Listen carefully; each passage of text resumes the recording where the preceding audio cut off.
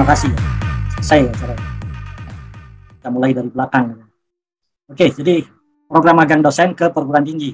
Artinya memang ada program magang dosen ke industri. Lain lagi itu programnya. Sekarang kita ini khusus untuk program magang dosen ke perguruan tinggi. Oke. Dasar pemikiran dari program ini adalah karena kedepannya itu persaingan bukan hanya di pengetahuan saja. Pengetahuan Anda bisa dapatkan dengan kuliah lagi sampai S2, S3 gitu. Tetapi saingan atau kompetisinya itu akan berlanjut ke kreativitas. Dari ilmu yang sudah dimiliki, kita berkreasi, berimajinasi, belajar. Karena belajar itu nggak berhenti gitu ya. Sampai sekolah, kuliah, S3, belajar berjalan terus. Nah, terus kompetisi, pemikiran yang bebas untuk menemukan sesuatu yang baru. Kita berkreasi terus. Situasi ke depan banyak dihadapkan dengan kondisi yang tidak jelas lah. Makin kompleks masalahnya dan semakin tidak jelas, tidak teraturan. Berikutnya, dengan kondisi seperti yang di atas, maka Kementerian Pendidikan dan Kebudayaan telah menyikapi hal ini pada tanggal 24 Januari 2020 nih ya, 2020 meluncurkan program kebijakan baru, diantaranya adalah beberapa kali disebut oleh Pak Mulyono, Merdeka Belajar Kampus Merdeka. Dalam kebijakan baru ini, mahasiswa diberikan hak untuk menentukan pilihan pola belajarnya. Pola belajar itu artinya mau belajar tatap muka, mau daring, mau belajarnya pagi, siang, malam gitu ya, belajar dari video gitu. Berikan kesempatan itu, terbuka. Kenapa begitu? Supaya mahasiswa bisa lebih lincah dalam menghadapi kondisi yang selalu berubah dengan ketidakpastian. Jadi disiapkan dari mahasiswa, sudah dihadapkan dengan beberapa pilihan supaya menghadapi situasi di masyarakat sudah akan semakin siap. Oke, seorang dosen bukan hanya dituntut pakar dalam bidang ini. Setelah ya S1, S2, S3 dengan tugas sebagai dosen mengajar, meneliti dan melakukan pengabdian masyarakat di Dharma, tapi juga dituntut mampu berkomunikasi. Komunikasi bisa verbal, bisa dalam bentuk lisan. Mampu menguasai dan memanfaatkan teknologi informasi dalam berkomunikasi. Sekarang sudah zaman informasi yang luar biasa cepatnya, dosen juga dituntut untuk hal itu. Memiliki jejaring yang luas, salah satu jalan untuk mendapatkan jejaring itu adalah dengan mengikuti program-program yang dilaksanakan oleh Dikti. Seperti sekarang aja ini sudah ada 350 orang ini. Kalau ini magang semua berarti ada 350 orang teman baru yang didapat. Peka terhadap perubahan perkembangan terjadi di dunia. Jangan kita di dalam kampus saja sehingga tidak tahu ada perubahan apa di luar kampus. Kita harus peka dan bersikap forward looking. Dalam menghadapi kebijakan Merdeka Belajar Kampus Merdeka, dosen dituntut menjadi lebih, tuntutan sebagai dosen itu akan menjadi lebih berat. Karena dosen harus kreatif dalam mengembangkan kurikulum. Jadi, karena dasar untuk melaksanakan pendidikan pengajaran itu harus ada menunya. Menunya itu adalah kurikulum. Supaya bisa mengatasi kondisi-kondisi yang ada depannya, maka menu atau kurikulum yang dibuat itu harus bisa dengan fleksibel sekaligus punya jejaring yang luas dengan perguruan tinggi lain, karena di dalam Merdeka Belajar itu seorang mahasiswa bisa mengambil kuliah bukan hanya di prodinya sendiri, bisa lintas fakultas, bisa lintas perguruan tinggi bahkan sebagian masuk ke industri, lembaga-lembaga di luar perguruan tinggi, dan itu nanti kegiatannya diakui sebagai bagian dari kurikulum. Oleh karena itu, seorang dosen dituntut untuk membuat menu yang bagus, yang sangat. Mahasiswanya juga dituntut bisa berkomunikasi dengan baik, sehingga pada saat masyarakat sudah siap menghadapi dunia kerja. Berikutnya, kegiatan sebagai dosen tidak hanya berkegiatan di dalam kampus. Kalau dulu kan kita dosen itu di kampus, kalau keluar malah dipertanyakan, apalagi sering di luar. Dosen luar biasa, dosen biasa di luar, nah di kampus ini. Sekarang bahkan diberikan satu jalan gitu, legal. Seorang dosen dituntut aktif melakukan penelitian, menyelesaikan permasalahan-permasalahan di luar kampus sebagai bagian dari pembelajaran. Itu ditampung dalam IKU yang ketiga di dalam Permendikbud tahun 2021. Kegiatan dosen di luar kampus diakui sebagai kegiatan. Tapi kegiatannya bukan di luar kampus semua gitu, ngajar-ngajar juga nanti gitu ya. Di samping sebagai pengajar, kegiatan di luar kampus juga sudah diberikan peluangnya dan resmi diakui. Dengan demikian, dosen juga akan mempunyai kemampuan untuk menerapkan semuanya, mempunyai pengalaman yang lebih, bisa berkomunikasi, mempunyai jejaring yang lebih luas lagi. Berikutnya, tidak hanya mahasiswa, dosen juga dituntut untuk memiliki karakter. Yang ada 4 hal yang tadi, kreatif, dan lain-lain tadi ada 4. Nah, sekarang di sini ada 4, critical thinking, dalam hal ini problem solving, creativity, communication, dan kolaborasi. 4 hal ini harus dimiliki oleh dosen dan mahasiswa. Kemampuan yang dituntut ini tidak bisa didapatkan itu saja. Ada proses yang harus dilalui. Salah satu prosesnya adalah mengikuti program magang ini. Magang di perguruan tinggi, sehingga mendapatkan banyak hal. Itu akan meningkatkan kemampuan karakter 4CS tadi.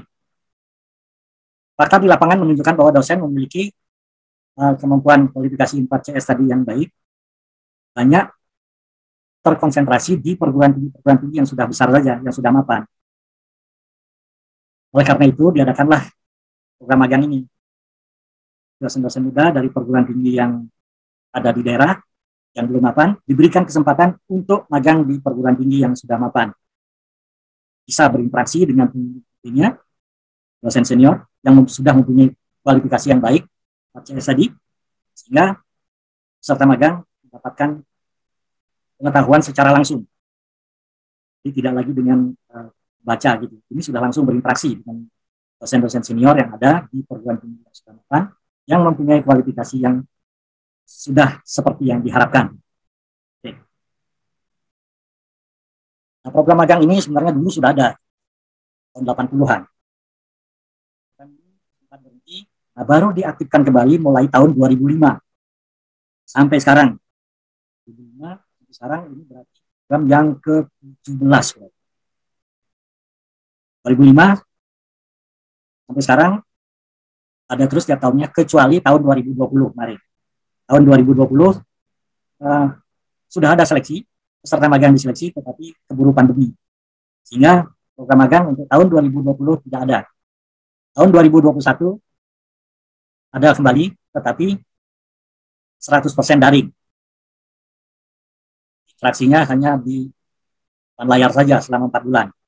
Nah, untuk tahun sekarang, set program ini 2 bulan daring dan 2 bulan luring. Dia ada interaksi selama 2 bulan. Jadi, tahun 2005 sampai dengan tahun 2022 yang sekarang. Awalnya memang program ini dicanangkan untuk perguruan tinggi swasta yang berubah menjadi perguruan tinggi negeri tahun 2005. Seperti Universitas Maliku Saleh, Universitas Tirtayasa, Maliku Saleh di Australia, Universitas Kairon di Ternate, ada Universitas Joyo ya dulu namanya Joyo yang di dan Universitas apa lagi Papua. Lihat program ini bagus, dirasakan manfaatnya oleh dosen-dosen muda, maka dosen-dosen di perguruan tinggi swasta, terutama yang berada di daerah yang sama dengan perguruan tinggi swasta yang menjadi negeri tadi, mengusulkan supaya bisa diikutkan dalam program ini. Sehingga mulai tahun 2008, program ini dibuka untuk semua perguruan tinggi yang belum mapan. Yang sudah mapan ya jangan memagangkan dosennya yang muda, magang di tempat sendiri saja. Sampai dengan posisi sekarang, kalau kita lihat, biasanya tiap tahun mungkin sekitar 80-90% yang magang itu berasal dari perguruan tinggi swasta. Sama dengan yang sekarang, mungkin yang hadir di sini yang berasal dari perguruan tinggi negeri rasanya bisa dihitung. Ya, berasal dari perguruan tinggi swasta. Nanti mohon ada yang bisa memberitahu saya kalau misalnya suara di tempat suara saya tidak terdengar ya, putus-putus gitu ya. Jangan chatting, karena mungkin saya tidak membaca chattingnya nanti. Langsung saja menyampaikan. Nanti saya monitor, Pak. Ya, terima kasih Bu. Karena tempat saya juga sering putus gitu ya. Saya rasanya ngomong terus saya pikir ada yang mendengarkan, rupanya tidak terdengar. Karena rupanya saya yang putus, sehingga tidak ada yang mendengarkan. Ini ada yang angkat tangan apa mau tanya nih? Mestinya nanya nanti saja ya, di chatting saja di sini. Oke, itu kondisi COVID yang memasa kita tahun 2020 tidak bisa dilaksanakan, sama sekali tidak bisa. Pesertanya sudah diseleksi, tetapi karena semua kampus pembina yang dituju itu tertutup, bukan hanya untuk mahasiswa sendiri, semua kegiatan tertutup, maka peserta magang juga tidak bisa ke perguruan tinggi pembina, melaksanakan secara daring juga tidak mungkin. Maka tahun 2020 peserta magang yang terseleksi tahun 2020 dimagangkan tahun 2021. Magang itu full daring, tatap muka di layar saja. Oke, berikutnya program magang dosen ke perguruan tinggi. Tujuannya yang kita rangkumnya ada 4. Perluas wawasan dosen peserta magang mengenai pelaksanaan dan penyelenggaraan kerja dosen dalam bidang tridharma, dengan cara memberi kesempatan untuk mengalami secara langsung pelaksanaan kegiatan tridharma perguruan tinggi di perguruan tinggi pembina. Bukan hanya membaca, mempelajari lewat website, tapi sudah langsung merasakan bagaimana kegiatan tridharma di perguruan tinggi pembina. Bisa berinteraksi dengan pelaksananya, dengan dosen yang melaksanakan, dengan mahasiswa bimbingannya di perguruan tinggi itu. Bisa berinteraksi langsung, sehingga mendapatkan pengalaman langsung. Yang kedua, memberikan pengalaman kepada dosen peserta magang untuk mengenal secara langsung manajemen perguruan tinggi dan kerjasama dengan mitranya.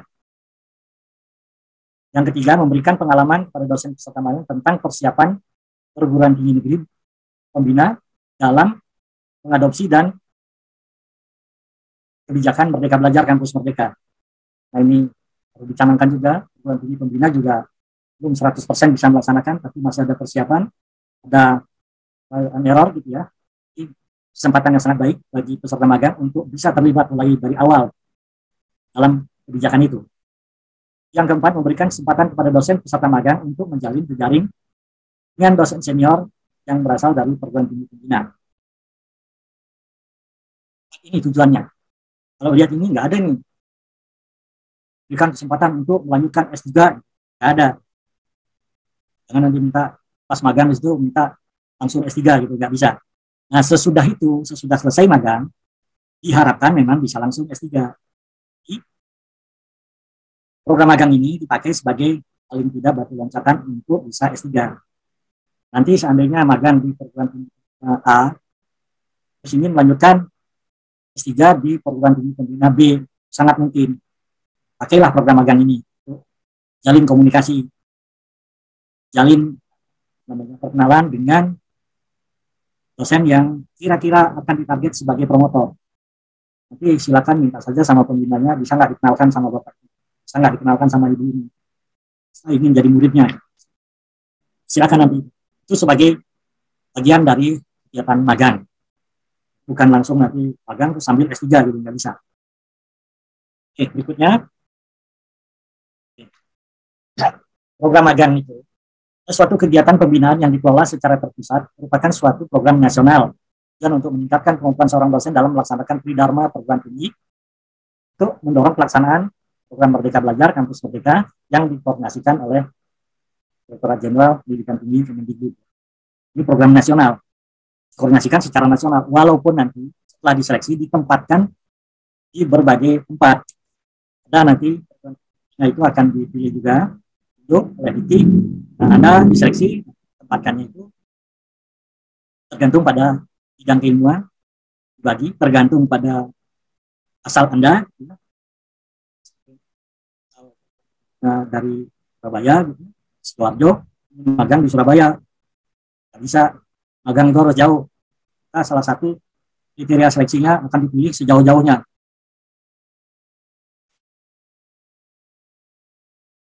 Pembinaan terutama dilaksanakan melalui hubungan yang intensif antara peserta program magang dan tenaga pembina di perguruan tingginya selama 4 bulan. Interaksi terjadi selama 4 bulan, 2 bulan daring dan 2 bulan lagi luring. Program ini bukan dimaksudkan untuk mencapai satu gelar. Jangan berharap nanti ada gelar gitu ya. S2 gitu ya, S3 apalagi gitu, enggak. Jangan. Walaupun program ini dapat dimanfaatkan untuk mencari peluang dan penjajakan melanjutkan studi mencapai gelar doktor. Karena untuk bisa jadi mahasiswa S3 itu tidak bisa langsung begitu saja datang ke perguruan tinggi mendaftar. Bisa.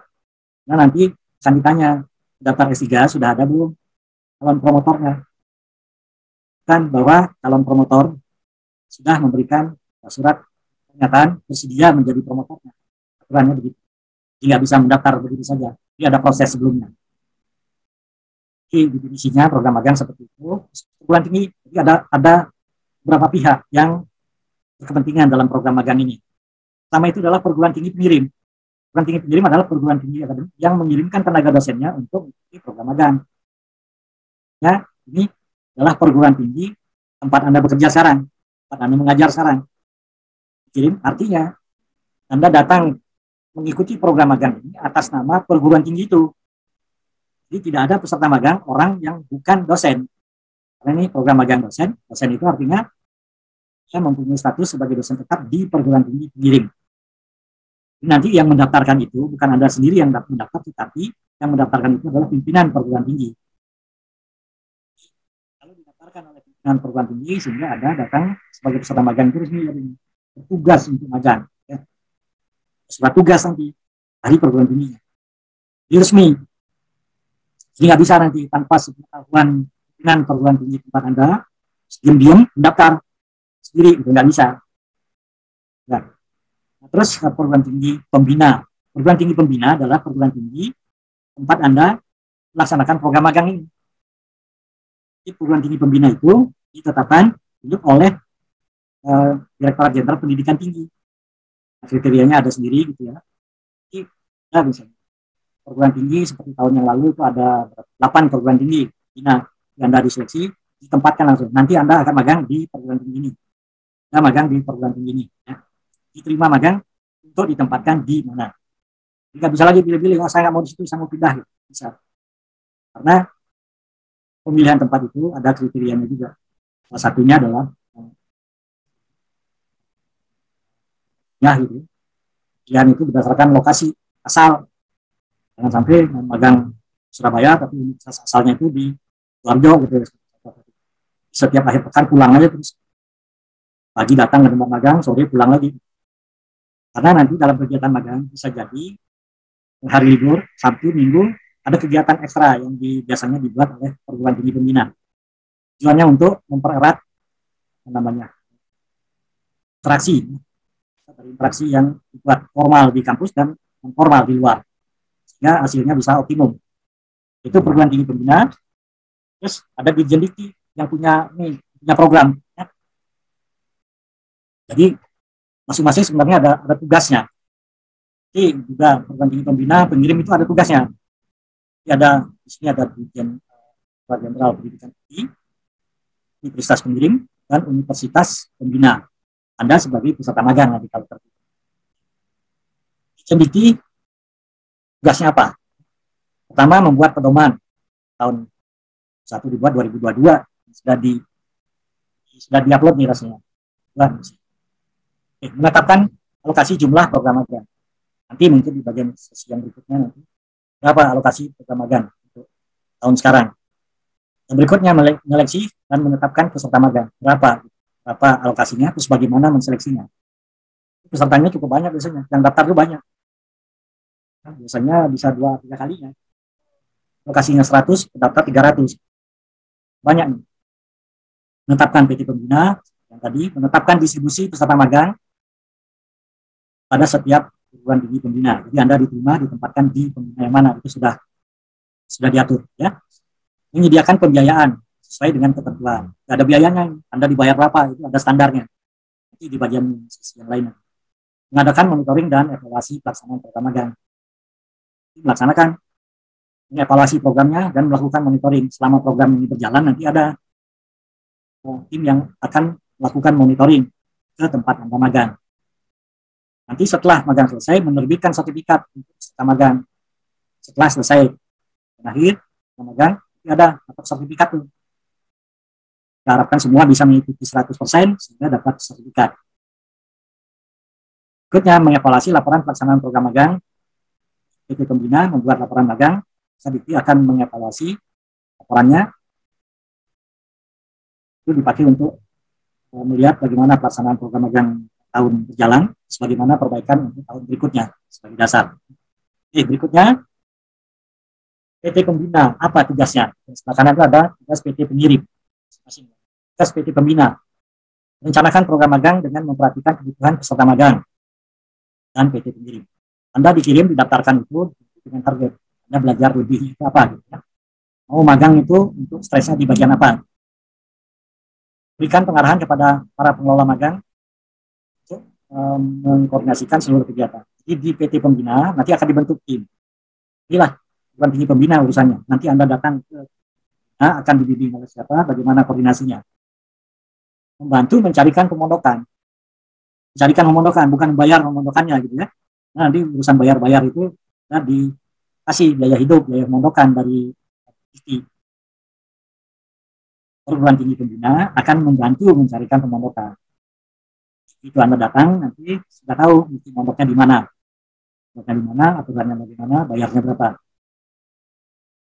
Lakukan monitoring dan evaluasi kegiatan magang, membuat laporan pelaksanaan internal dan pembina itu membuat laporan, serahkan kepada DIKI. Untuk dosen pembina yang memenuhi kriteria tadi 4CS tadi, dengan ketentuan yang apa bisa didapatkan sebagai dosen pembina yang ditunjuk di perguruan tinggi, dosen pembimbing ya di pembina itu, dia adalah dosen tetap dengan jabatan minimum rektor kepala, minimum ya, rektor kepala, profesor. Diutamakan berpendidikan S3 dan masih aktif melakukan kegiatan tridharma. Jadi bukan nanti mantan dosen gitu, ya, dia masih aktif, pendidikan S3. Berkepribadian baik, memiliki motivasi tinggi untuk berbagi pengetahuan dan keterampilan. Jadi ini aktif. Berikutnya bersedia melaksanakan tugas membina dosen magang. Pasti. Dan nanti urusannya perguruan tinggi pembina. Seperti apa? Misalnya. Kalau tujuan universitas pengirim yang mengirim Anda nanti, ya, apa tugasnya? Menetapkan prioritas kebutuhan dalam program magang menurut bidang ilmu dan perkiraan jumlah dosen yang akan diusulkan. Ini perguruan tinggi pengirim nih tahunya. Akan mengusulkan berapa orang stafnya. Misalnya untuk tahun sekarang, perguruan tinggi asal Anda mengirim 3 orang. Si A, si B, si C, dengan si A itu bidang ilmunya apa, si B apa, si C apa. Nah nanti bagian apa, si A itu mungkin akan difokuskan lebih banyak ke penelitian, si B pada pengelolaan perguruan tinggi, bisa terjadi seperti itu.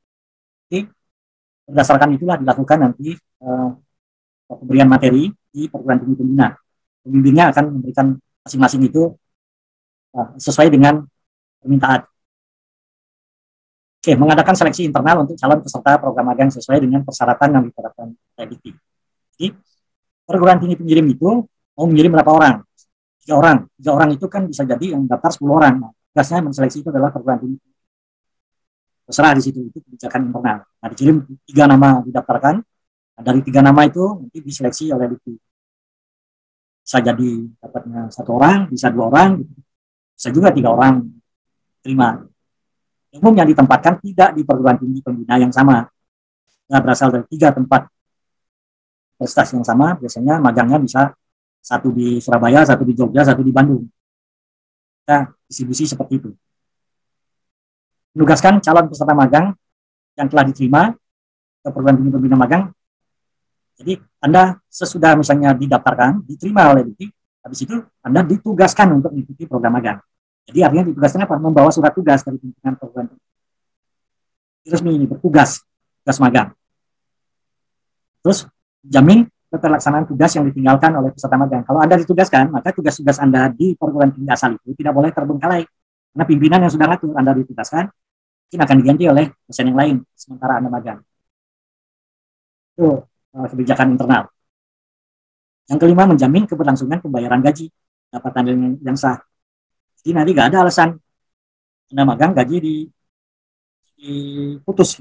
Ya, ini nanti ada surat pernyataan dari pimpinan perguruan tinggi Anda yang dilampirkan di dalam pendaftaran. Nah, terus berikutnya menindaklanjuti hasil magang itu pengembangan perguruan tinggi masing-masing. Kan nanti magang terus itu dapat ininya dipilih-pilih mana yang bisa diterapkan, yang tidak bisa jangan, ada yang bisa tapi perlu dimodifikasi. Oke, persyaratan peserta magang. Pendidikan minimal S2, umur di bawah 40 tahun, hanya masih muda-muda ya, tadi ya. Jabatan fungsional maksimum lektor, nggak ada lektor kepala nanti ikut magang, maksimum lektor, maksimum 40 tahun umurnya. Pendidikan minimal S2. S3 boleh nggak? Boleh daftar nanti, tergantung prioritas kan dengan S2. Memiliki asuransi, yes, semua sudah punya sekarang ya, jaga-jaga ya. Tidak sedang melaksanakan tugas belajar. Ini tidak boleh terjadi. Anda sekarang saat ini sedang tugas belajar S3 di universitas yang mana ya. Sekarang daftar magang, nanti ditempatkan di Bogor. Padahal Anda berharap dapat mengikuti program magang ditempatkan di Surabaya. Tapi Anda diterima ditempatkan di Bogor. Nah, itu nanti jadi masalah. Di samping itu juga nanti akan dilihat Anda sekolah tugas belajar di Surabaya dengan siswa dari mana. Magang ini dengan dana dari mana, itu nggak boleh sama sumbernya. Seorang melakukan kegiatan nggak boleh double.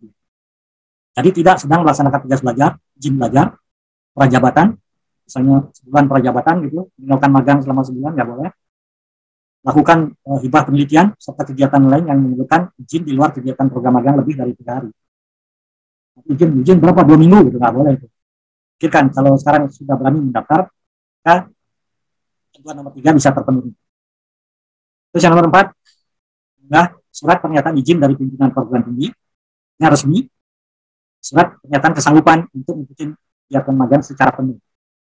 Lalu program magang ini 4 bulan, yang 4 bulan magangnya, nggak ada program magang 50% gitu. Bisa nggak ikut 2 bulan saja, gitu. Nggak bisa. Saya ikut yang daringnya saja gitu, supaya nggak pergi ke universitas sendiri. Nggak ada, jadi harus mengikuti secara penuh. Kalau nggak bisa, jangan mendaftar. Nah, yang daftar banyak gitu, jangan sampai Anda daftar terpilih terus ingin ikutnya cuma 50%, setengahnya, nggak bisa. Unggah surat keterangan sehat dari rumah sakit maupun PC dan tidak sedang hamil. Diskriminasi kan, pengalaman dari pelaksanaan yang sebelumnya, ya, jangan sampai sakit di tempat. Nah, itu akan jadi masalah. Itu juga yang sudah tahu hamil gitu, jangan ikut. Karena nanti pas magang terus melahirkan, mau nggak mau harus cuti melahirkan. Nanti tidak bisa mengikuti magang secara penuh. Terus tidak diperkenankan membawa anggota keluarga, termasuk anak balita dalam kegiatan magang. Ambil magang tuh bawa bayi, gitu. Bisa. Datang ke universitas itu tiap hari bawa bayi, tidak bisa. Ya, bawa anak gitu. Ya, magang ini tinggal aja anak dulu. Kalau misalnya magang dulu, ya, titipkan sama suaminya. Gantian, mengasuh anak. Setelah peserta dinyatakan diterima, sudah diproses, dilarang mengundurkan diri. Nah, jadi sebelum menyatakan siap untuk konfirmasi nanti Anda diterima, lulus, dikonfirmasi lagi. Itu siap, kalau nggak siap bilang nggak siap. Jangan sampai siap-siap terus pada hari hanya 3 hari sebelum harus berangkat, harus mulai terus bilang nggak siap. Itu nanti bisa mestinya orang lain yang diterima terus Anda pakai terus tidak jadi dipakai, kan sayang. Karena banyak peminat yang ingin ikut magang. Peserta magang setelah selesai magang harus kembali ke perguruan tinggi asalnya. Jangan sampai setelah magang terus pergi, nggak balik lagi. Padahal Anda magang itu merupakan mengikuti program dengan tugas dari perguruan tinggi. Jadi Anda harus balik dulu ke sana. Sesudah balik, terus menindaklanjuti hasil program magang untuk pengembangan diri sendiri dan institusinya. Apa yang didapat? 9, membuat tulisan tentang motivasi dan tindak lanjut setelah mengikuti program magang. Buat aja, terus setelah magang itu mau ngapain? Tindak lanjutnya mau ngapain? Nah, yang 10 belum pernah mengikuti program magang. Jadi, ada ketentuan 10 ini, kalau yang sudah pernah magang dulu, nggak boleh lagi ikut. Apapun alasannya. Saya mau ikut lagi, Pak. Kenapa? Kemarin belum puas, Pak. Bisa juga. Mau ikut lagi, Pak, karena belum kemarin ngikutin magang, belum ketemu jodoh gitu ya. Lain lagi urusannya. Ya, yang kalau dibuka, banyak yang ingin ikut lagi. Nah, kayaknya program magang ini menarik sekali. Sudah ada ketentuan nomor 10, tidak boleh lagi. Sudah pernah magang, tidak boleh lagi ikut. Karena peminat program magang ini banyak, berikan kesempatan pada yang lain. Kalau yang sudah pernah magang, ambil program yang lain. Program yang lain. Ya mungkin magang industri, silakan tambah di situ. Atau program S3. Oke, materi program magang di Dharma perguruan tinggi dan pengajaran penelitian pengabdian masyarakat, terus ada pengelolaan perguruan tinggi dan pengembangan kerjasama kelembagaan. Ini poinnya 5 ini. Oke. Pengelolaan perguruan tinggi apa saja isinya? Diberikan itu, misalnya administrasi pendidikan, pengelolaan kegiatan kemahasiswaan, keuangan, pengembangan akademik, sistem informasi, penerimaan mahasiswa baru, sarana, fasilitas, kebersihan, keamanan, terus sistem penjaminan mutu, sistem pengawas internal dan sebagainya. Ini dari perguruan tinggi, pengelolaan perguruan tinggi. Berikutnya pendidikan pengajaran apa yang berorientasi kepada merdeka belajar tadi. Ini nanti jadi yang akan diberikan pengelolaan akan mereka belajar, belum bagaimana menyusun kurikulum, S1 silabus, evaluasi pembelajaran, pengelolaan ujian, sebagainya gitu kan. Pada pembelajaran ada sesi-sesi sitting, dan disuruh hadir di tempat kuliah, bukan untuk belajar ilmunya, dan sampai salah nanti gitu. Nah, sudah S2 disuruh masuk di ruang kuliah S1. Kalau sudah S2, saya disuruh Anda masuk di situ sebagai dosen, mengamati bagaimana dosen yang ada di pertemuan menyampaikan materinya, gimana membawa suasana kelasnya, bukan belajar materi dari kuliahnya, bagaimana menyiapkan media pembelajaran, bagaimana mengelola prodi, fakultas, sarana pembelajaran, ruang kuliah, yang semacam ini, laboratorium, bagaimana mengelola pendidik dan tenaga pendidikan, per kredit ya. Kalau Anda nanti merdeka belajar, sebagian mahasiswa mesti ke industri, mesti ngambil ke universitas lain, bagaimana pengaturan kredit. Pengelolaan, bagaimana kerja praktek, bagaimana ngaturnya, bagaimana mencari jejaring bahwa industri mau menerima mahasiswa kita. Penelitian dan pengabdian masyarakat ini mulai dibicarakan bagaimana cara proposal. Kelihatannya mudah nih, biasanya justru yang paling lama nih. Siapkan proposal, kita berbicara yang dimaksud dengan apa, metode itu apa, hipotesa itu apa, ya. Kita bicara itu, terus sampai menghasilkan suatu proposal yang siap untuk dikompetisikan. Jadi pulang-pulang dari magang itu sudah punya proposal, satu proposal penelitian dan satu proposal pengabdian masyarakat. Dalam proses untuk menghasilkan proposal ini, biasanya peserta magang disuruh dulu beratnya, habis itu presentasi, didiskusikan. Bahkan ada presentasinya itu dari ide presentasi, sesudah proposal jadi presentasi lagi. Biasanya juga diberikan kasih oleh dosen yang mempunyai penelitian yang banyak, yang kelas dunia, gitu, ada di perguruan tinggi itu, memberikan motivasi. Di dalam pengelolaannya juga kita nanti diberikan materi bagaimana sih pengelolaan penelitian yang ada di perguruan tinggi itu, bagaimana pengelolaan pengabdian masyarakat, apa alokasi dananya, terus bagaimana memilih proposalnya, bagaimana memilih reviewernya, bagaimana seleksinya, gitu. Sampai akhirnya menghasilkan suatu aplikasi yang nanti diberikan. Oke, kerjasama seperti apa? Sama lembaga antar universitas, sama dapatkan KAM gitu ya, perguruan tinggi, dan perguruan tinggi negeri berbadan hukum itu kan harus juga mencari sumber dana gitu ya. Jadi membuat usaha, bidang usaha, ada bengkel, ada hotel, macam-macam gitu ya, untuk bisa menghasilkan. Tiap-tiap universitas itu mempunyai kondisi yang berbeda. Nanti tidak diformat dari Wiki bahwa materinya harus begini-begini ya. Tapi Anda dimagangkan di tempat pembina A, tidak akan diberikan materi sesuai yang ada di kondisi perguruan tinggi pembina A. Perguruan tinggi pembina misalnya bidang usaha apa gitu, itu yang diberikan. Nah, bisa diterapkan di perguruan tinggi atau tidak, nanti silakan itu didiskusikan. Sangat mungkin nah yang magang di perguruan tinggi A dengan